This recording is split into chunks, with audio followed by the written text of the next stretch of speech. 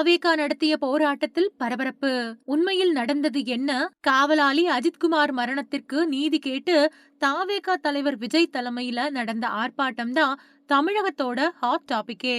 இப்போ என்ன விஷயம்னா, அனுமதி கொடுக்கிற மாதிரி கொடுத்துட்டு கூடவே திமுக பல சில்மிஷ வேலைகளை செய்திருக்கிறதா குற்றம் சாட்டப்பட்டு வருது. முதல் போராட்டம் அப்படிங்கறதால விஜய் எப்படியும் 3 மணி நேரம் பேசுவாருன்னு எதிர்பார்த்தா ஜஸ்ட் 3 நிமிஷத்துல ஸ்பீச்ச ஷார்ட்டா முடிச்சிட்டாரு. உங்க சாரி வேண்டாம், நீதிதான் வேணும்னு ஆவேசமா பேசினாரு.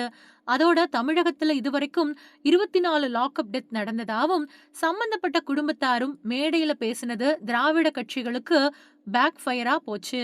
இதை தொடர்ந்து போராட்ட களத்துல சிலர் மயங்கி விழுந்தது வைரலாச்சு. மேலும் தாவேகாவினர் பொது சொத்தை சேதப்படுத்தினதாகவும் போட்டோஸ் அண்ட் வீடியோஸ் வெளியாகி சர்ச்சையாச்சு. உடனே புசி ஆனந்த் ஏற்பாடுகளை சரியான முறையில செய்யலன்னும் டாக் போச்சு. ஆனா தாவேகா நிர்வாகிகள் என்ன சொல்றாங்கன்னா, ஃபர்ஸ்ட் ஆஃப் ஆல் இவ்வளவு பெரிய கூட்டம் வரும்னு எதிர்பார்க்கல. மேலும் ஆர்ப்பாட்டத்தை 11 மணிக்குள்ள முடிக்கணும்னு அனுமதி கொடுத்தாங்க. சோ 8 கிலோமீட்டர் கொண்ட மாற்றுப்பாதையில வெயில்ல நடந்த தொண்டர்கள் மயங்கி விழுந்திருக்காங்க.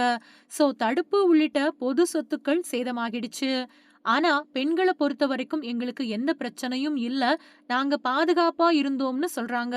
போராட்ட ஏற்பாடுகள் சரியா செய்யப்பட்டாலும் களத்துல இறங்கி பல தொந்தரவுகளை கொடுத்ததும் நெகட்டிவா ஃப்ரேம் பண்ணதும் திமுகவோட ஐடி விங் தான்னு அடிச்சு சொல்றாங்க.